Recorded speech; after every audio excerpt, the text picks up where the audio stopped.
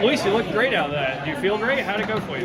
Yeah, it went really well. I before the race, I was in the call room and yeah, a bunch of TVs, and I saw Muhammad make it through, and he was just kind of setting the tone. And I was like, all right, if Abhi's having a good day, we've been doing everything neck to neck, so I know I'm gonna have a good day too. And it was just very inspiring to see Muhammad do that and make the final, and it gives me positive affirmation for myself. It's like, oh yeah, I'm gonna make it too.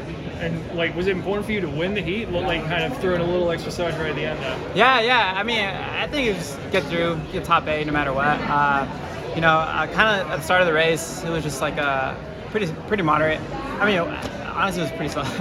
I mean, we were running like almost special pace for the first like 6-7 laps, and I knew I didn't want to lead the race, but I knew for me, if I wanted to, conserve as much energy as I can, it's like be up towards the front and like kind of stay in the outside of lane 1 or kind of tuck in and not panic by being in the 8th position or 7th place and getting clipped behind people or in front of people. So I knew it was just like the most easiest way, the smoothest way I could run the least amount of distance, I guess. Yeah. Can you tell me about the stash? When did you start growing it? What was the decision behind that? Yeah, so I don't know. After I came back from Stockholm, I just like, I'm gonna do something different, and I've been growing the stash, believe it or not, for 5 weeks.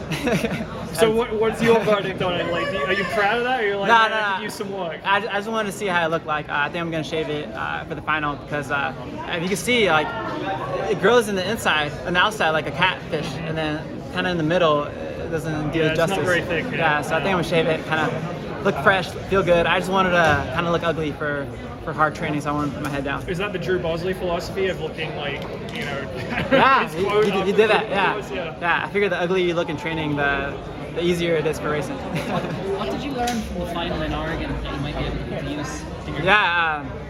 It's championship racing, so anything can happen.